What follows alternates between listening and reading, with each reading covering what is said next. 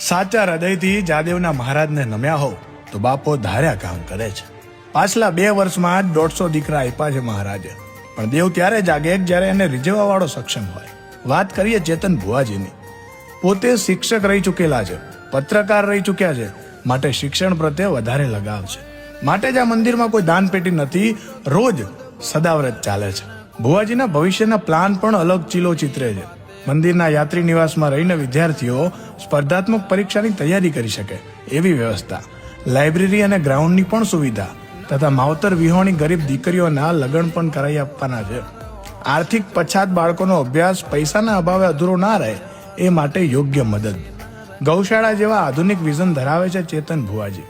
ખૂબ જ ટૂંકા સમયમાં અહીંના તથા વિદેશમાં વસતા સેવકોના સાથ સહકારથી આજે દેશ વિદેશમાં પણ બાપાનો જયકારો ગુંજી ઉઠ્યો છે. ધર્મની રક્ષાની સાથે સાથે શિક્ષણના વિચારો. દર રવિવારે ભક્તોની ભીડ ઉમટે છે અહીં. તો આપ પણ પધારો શ્રી જાદેવના ગોગા મહારાજ ધામ ગારુડી.